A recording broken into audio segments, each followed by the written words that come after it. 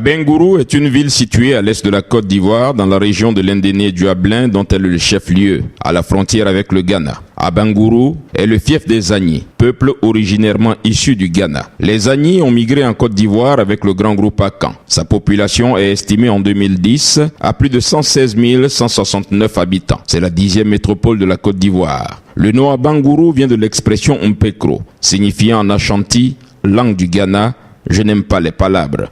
Autant dire, dans un langage tout simple, que l'histoire des Agnis est fortement rattachée au Ghana voisin. Après la visite du président Guillaume Kibafori Soro dans cette localité, les acteurs témoignent. La visite du président de l'Assemblée nationale qui a commencé depuis le vendredi et s'est achevé le dimanche 10, je crois que c'est une occasion exceptionnelle. Une occasion exceptionnelle, le président qui vient dans une région qui fait 2 nuits, 3 jours, à l'invitation du roi. Pensons que l'opportunité était tellement importante et tellement unique que le programme que le président nous a permis d'établir lui a donné l'occasion de s'adresser à la population. De s'adresser à la population pour lancer un message, des messages très forts. Je dis des messages très forts parce qu'il y a eu 3 rencontres. La première rencontre avec la population, c'était à Niablé. Vous y étiez, vous avez vu la mobilisation que nous avons pu réaliser pour lui permettre de s'adresser à la population. La deuxième rencontre, c'était le clou des manifestations, le clou de la ville, c'était à Abengourou, le samedi matin. Vous avez vu également la mobilisation très forte de la Cour royale, qui contient au bas mot 2000 personnes, avec 2000 personnes à l'intérieur, et à l'extérieur, vous avez vu également la foule. Et ce dimanche à Brunamoué, vous avez vu également la population qui est sortie très nombreuse pour écouter le président de l'Assemblée nationale. Ce programme établi, comme je l'ai dit, lui a permis de s'adresser à la population à 3 niveaux, ou dans 3 lieux différents. Pour cela, le programme, nous pensons que nous sommes entièrement satisfaits parce que la teneur de ces messages-là, c'était des messages de réconciliation, de paix. De réconciliation, de paix et surtout des appels très lancés, très importants, lancés à la population et à nos frères qui sont encore hésitants, qui sont encore à côté au Ghana et qui ont naturellement des contacts avec leurs parents ici. L'appel leur a été lancé de rentrer au pays. De rentrer au pays. Je crois qu'ils ont bien entendu. Avec les moyens de communication, ils ont certainement suivi cet appel-là. Et nous pensons que d'ici peu, ils vont réagir, ils vont venir. D'autres sont déjà rentrés il y a plus d'1 an. Vous avez l'exemple du Conseil économique et social, Brouadou qui est à Yakassé Feyasé, qui vit tranquillement chez lui. D'autres sont rentrés, ils vivent tranquillement ici. Il n'y a aucun problème, aucune menace, aucune quelconque insécurité qui pèse sur ces personnes-là. Et puis, le président de l'Assemblée a lancé un appel. Il a mis en mission le préfet, le corps préfectoral et la population. Il nous a demandé de faire tout pour que les personnes qui vont venir soient davantage rassurées. Soient rassurées. Aussi bien dans leur intégrité physique, mais dans leur comportement moral et autres. Rien ne va peser ni sur eux, ni sur leurs parents.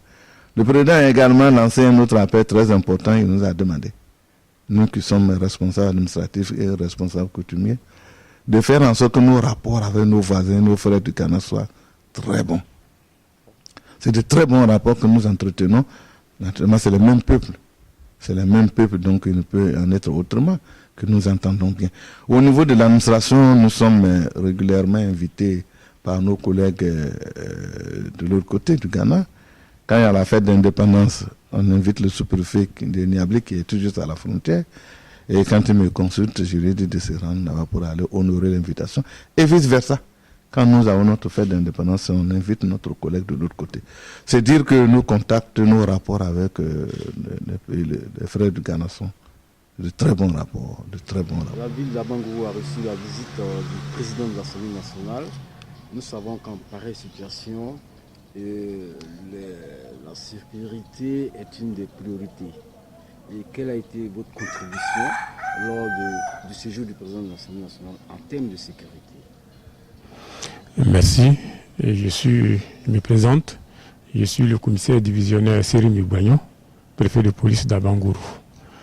Vous savez, recevoir n'importe quelle personnalité, et surtout une personnalité telle que le président de l'Assemblée nationale, la deuxième personnalité du pays, et que ce n'est pas une messe en fer. Et donc, cela nécessite que la sécurité, les forces de sécurité soient mobilisées au maximum. Et c'est ce que nous avons fait avec la contribution de nos frères d'armes, les gendarmes et les militaires. Les militaires, comme vous avez vu, nous avons pu travailler en symbiose, non seulement pour sécuriser la résidence, les différents hôtels où la délégation était logée, mais aussi les lieux de manifestation, ainsi que les itinéraires quant au déplacement du président. À l'issue de ce séjour, en tout cas, nous sommes satisfaits parce que aucun incident, même mineur, n'a pu être signalé. En tout cas, vraiment, nous sommes satisfaits du point de vue de la sécurité que les forces ont pu faire durant le séjour du président de l'Assemblée nationale. Alors, monsieur le préfet de police, nous sommes sensiblement à l'une des frontières que la Côte d'Ivoire partage avec le Ghana. Et beaucoup de personnes se disent que il y a beaucoup d'exilés au Ghana. Une attaque peut partir de là. Est-ce que, en sachant que le président de l'Assemblée nationale viendrait dans cette localité pour une visite d'amitié de courtoisie, vous n'avez pas eu des appréhensions? Oui, en tout cas, des appréhensions, il y en a toujours lorsqu'on reçoit une telle personnalité. C'est vrai, le président lui-même l'a dit, qu'on lui disait s'il va à Niablé, et il a vu la mobilisation. C'est tout le contraire de ce qu'on lui disait. Mais nous, il ne s'agit pas pour nous de croire ou de ne pas croire, mais de prendre des dispositions. Et c'est ce que nous avons fait. Merci. Madame Koné, présidente de la FEMFECA, entendez par là, la Fédération des mouvements féminins de la commune d'Abengourou. Voilà. Alors, oui. Madame, qu'est-ce que la visite du président de l'Assemblée nationale dans l'Indénie du Ablin à Bangourou vous a apporté? Ok. Pour nous, les femmes, cela représente beaucoup. Cela nous fait comprendre que nous pouvons avoir de l'espoir. Nous pouvons avoir de l'espoir. Pourquoi? Parce que nous savons que nous avons traversé beaucoup de difficultés. Et aujourd'hui, si au niveau d'Abengourou, le président de l'Assemblée nationale nous rend visite, on tient d'abord à le remercier pour cette visite-là. Et cela nous fait comprendre que le feu est éteint et que les braises sont en train de se refroidir. Cela représente pour les femmes l'espoir que Abangourou, plus particulièrement, préservera la paix qui nous est vraiment très chère et que toutes les couches de la société sont impliquées dans le processus de paix. Puisque la paix elle-même vient de l'intérieur et le discours que le président de l'Assemblée nationale a tenu lors de cette visite-là nous a vraiment apaisés. Nous a fait comprendre que nous sommes vraiment dans une période de paix.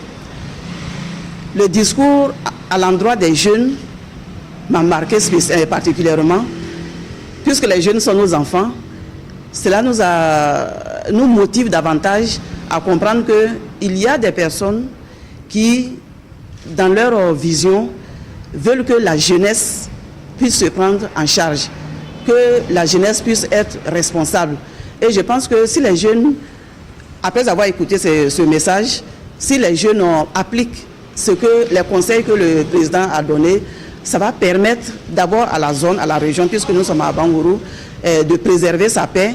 Et cela va servir d'exemple aussi à toutes les zones, toutes les régions de la Côte d'Ivoire. Okay. Madame Koné.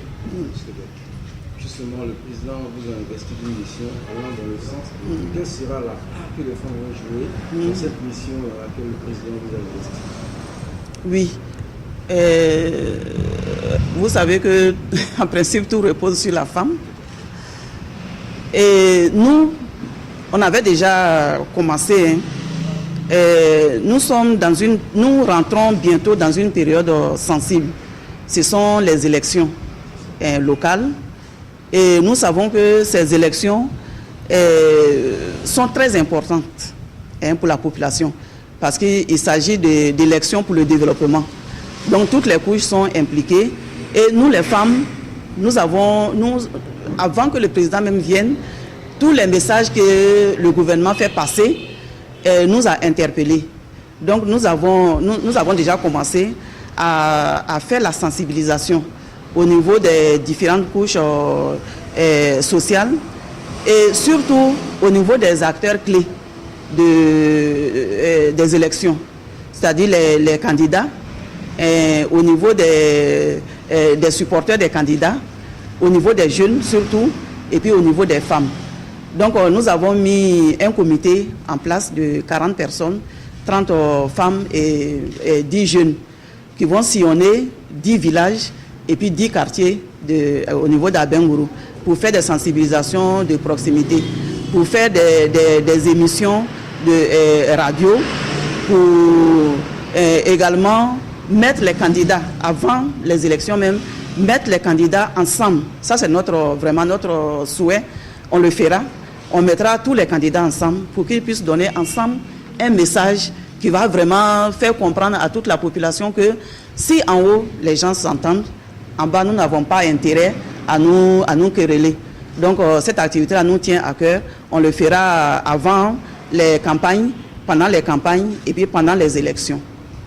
Madame, quel souvenir gardez-vous du président de l'Assemblée nationale pendant qu'il était Premier ministre? Ouh là là, pendant qu'il était Premier ministre déjà, il a fait un grand geste à l'endroit des femmes à Bangourou. Et cela vraiment nous a touchés parce qu'on était dans une période de désolation. Après un incendie du grand marché d'Abangourou. Je sais que vous avez vu le grand marché, déjà que c'est pas très grand. Donc l'incendie, lorsque l'incendie s'est déclaré, ça a pris presque tout le marché. Et les femmes en particulier ont été touchées. Et le président, en tant que Premier ministre, pendant qu'il était Premier ministre, à l'occasion de la journée internationale de la femme, il est venu et il a fait un grand geste à l'endroit des femmes pour pouvoir soutenir ses mamans, pour pouvoir soutenir ses sœurs, pour pouvoir soutenir les femmes afin qu'elles puissent repartir du bon pied. Et je pense que cela a vraiment soulagé les femmes parce que ça leur a permis de reprendre les activités là où elles les avaient laissées. Et cela même a permis d'avoir le courage de refaire le marché et que ces femmes aient le courage de revenir au même endroit pour continuer leur activité. Êtes-vous fier de votre fils? Bien sûr, bien sûr, bien sûr, bien sûr.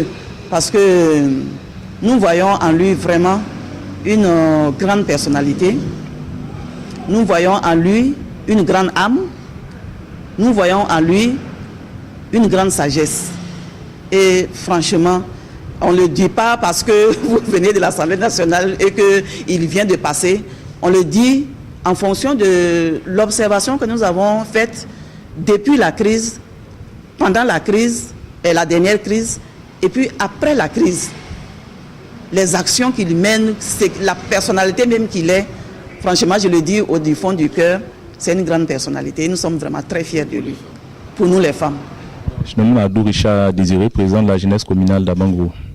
La visite du président de l'Assemblée nationale nous a apporté beaucoup de baume au cœur et le président nous a prononcé 2 discours pleins d'enseignements, à savoir un discours qui concernait la jeunesse, où le président a prodigué des conseils à la jeunesse d'Abangourou, d'éviter d'être habité par la facilité et de se mettre au travail. Car la nouvelle Côte d'Ivoire a besoin d'une jeunesse responsable, une jeunesse dynamique et une jeunesse prête à prendre la relève pour le développement de notre pays. Et le deuxième discours du président concernait le volet réconciliation. Et le président a appelé tous les fils et filles de ce pays de s'inscrit dans le processus de réconciliation nationale. Et tous nos frères qui ont quitté la Côte d'Ivoire depuis la crise, de rentrer au pays, car le pays a besoin de tous ses fils pour travailler. On ne peut pas rester à l'extérieur de la Côte d'Ivoire et donner son point de vue sur ce qui se passe dans le pays. C'est main dans la main que nous pouvons relever beaucoup de défis. Voilà. Pour nous autres jeunes. Bon, pour nous autres... Guillaume Soro est arrivé dans l'indénié du Ablin. Quelle image avez-vous de l'homme? Bon, l'image que j'ai perçue de l'homme, c'est un président comblé, c'est un aîné que nous devons suivre et prendre en exemple, puisque il est très persévérant et c'est quelqu'un qui est très disponible et il est à l'écoute aussi de la jeunesse, lui-même étant jeune. Et je dirais aussi que Nana Amakondie, ça c'est le nouveau nom du président de l'Assemblée nationale, est toujours la bienvenue à Bangourou. Et j'ai promis au président de l'Assemblée nationale qu'à sa prochaine visite, il sera très très heureux de la jeunesse d'Abangourou. Parce que nous allons mettre en pratique tout ce qu'il nous a dit à la Cour royale ici. Kwame Roger Kamena, réceptif hôtelier. Je disais tantôt que la visite du président de l'Assemblée nationale a apporté un plus, non seulement dans notre hôtel, mais aussi dans tout l'Indénié. Parce que depuis qu'il y a eu la crise, on n'a pas reçu ces gens de visite. Donc tout le monde attendait afin qu'il vienne apporter son expérience dans l'Indénié, dans le développement de l'Indénié. Et on est vraiment content. Il y a eu la pluie aussi, tout ça, ça veut dire que c'est un homme de grand cœur, un homme qui a vraiment de grande foi pour vraiment la paix dans ce pays. Donc tout ce que nous lui demandons, que vraiment la grâce de Dieu l'accompagne dans tout ce qu'il entreprend, pour surtout la paix que nous recherchons tant dans notre pays. Parce que sans la paix, il n'y a pas de développement. Sans la paix, rien ne peut marcher.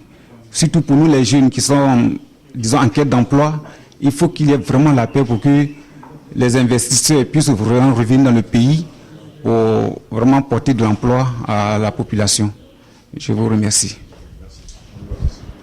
Que retenez-vous de cette visite du président de l'Assemblée nationale dans la région du Dioablin-Indénié? Moi, c'est David Trezeguet, je suis chef de cuisine de l'hôtel Casanova. La visite du président de l'Assemblée nationale vraiment a apporté beaucoup de choses à Bangourou. Vraiment, les fils et les filles d'A Bangourou, tout le monde était motivé. Je pense que sa présence va faire que tout le monde va se tendre la main. Et la ville était un peu submergée parce qu'on était un peu débordé. En tout cas, il y avait du monde et tout le monde était content. Et les activités que tout le monde chacun menait vraiment a apporté un plus. Et on était très content d'avoir reçu le président de l'Assemblée nationale. Donc je pense bien que cela permettra aux fils et aux filles de la région vraiment de voir vraiment s'aimer la vraie paix. Parce que surtout que nous sommes dans une cité de la paix. À Bangourou, c'est une cité de la paix, dont tous les attributs se trouvent ici. Nous, il n'y a pas d'histoire ici. Rien que la paix et tout marche. Donc vraiment, on est très content d'avoir reçu le président. Voilà. Ça permet de dire que la visite du président a eu un impact sur la restauration. Ça a eu un impact sur la restauration parce que tous ceux qui ont accompagné le président de l'Assemblée nationale, vraiment, ont voulu vraiment que la ville se développe et ils n'ont pas hésité un seul instant de visiter les différents locaux, et les restaurants, les bars, pour voir ce qui se passe dans la ville réellement. Et ils ont passé aussi des commandes, ils ont consommé, et ils ont apprécié Trouké à Bangourou et sur les traces d'Abidjan. Voilà. Merci.